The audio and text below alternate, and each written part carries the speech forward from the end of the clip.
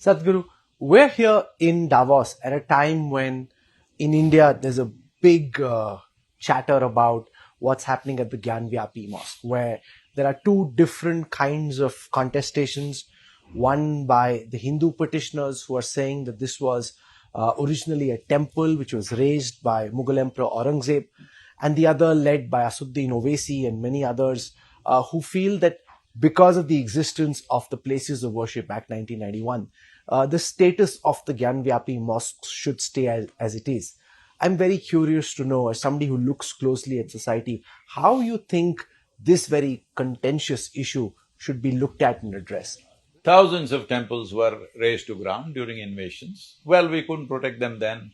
Now, talking about all those thousands of temples doesn't make sense because you cannot rewrite history in that sense. But at the same time, very iconic places. I think the communities should sit down together and work this out. This is not for the benefit of the nation, that everything we fight, whatever you say, I will oppose, whatever I say, you will oppose. This is not the way forward. Some very iconic places, I think for once we should sit down and say, okay, these 2, 3 sites, let's settle this. Rest of it, don't raise it again. I think we should do that instead of going one at a time and keeping the controversy on, unnecessary enmity between communities. This is not necessary. I feel as a civilized society, for once we should sit down and say, okay, what are the issues? Can we settle it or not? We should sit down and settle it. There must be some give and take in this. About this particular thing, I am not conversant with the news, so I don't want to make a comment on that. But I feel that will be a way forward for both the communities, above all for the nation. It's important. I think we should stop thinking in terms of Hindu community and Muslim community.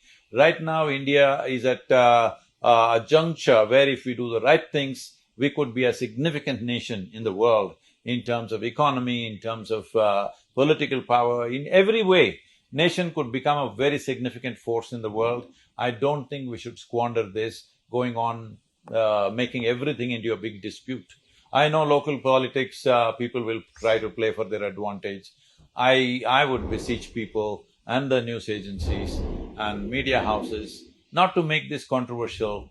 Just make sure that we go towards a solution once for all, rather than raking it up every few years.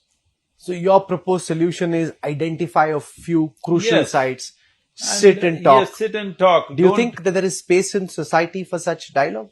There is definitely space, we just have to create the willingness. In this, media houses have a significant role.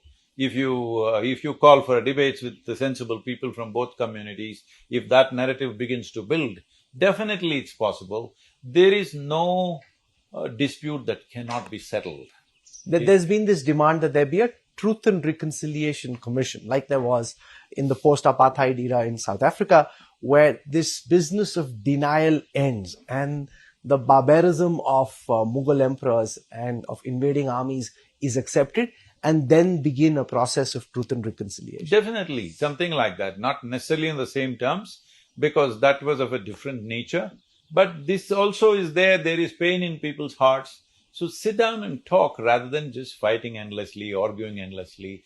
First of all, those who are in active politics should be kept out of these things, because this should not be made into a political mileage or a political capital for anybody. But for the conversation in the country should move beyond communities and come to the nation. And on the issue of the role that the judiciary can play, because for example in the Ayodhya case it was said that this is a one-off exception made for Ayodhya, now no other matter should be brought up. You said identify 2 key sites or few key sites, possibly say Kashi and Mathura, but then there are demands being made for the Taj Mahal to be renamed, for rooms to be opened, for the Qutub Minar to be called the Vishnu's thumb, because there were temples. So the fear in your proposed solution is, how do you know it'll end at 2? No, the nature of India is there were temples in every street, in every place, all right? This is the nature of the country. Well, historically, that's been changed in many ways. There is bitterness in a whole lot of people, so that's why I'm saying a few iconic places you choose and sit down and say, these few things you settle, after that never again, it should be raised once again. At the same time, whatever historical blunders or cruelties that have happened, there must be some kind of, if not, I'm not even asking for apologies or anything because there are no Mughals sitting there to apologize for you. Muslims of the country are Indian citizens, all right? So, there is nobody there to apologize to you. Mughal kings are not sitting there to apologize. There's no such thing. Little reconciliation, okay, something has been taken away from you, okay, let's settle this. This approach should come. Above all, we must settle these things quickly if you want nation to move ahead.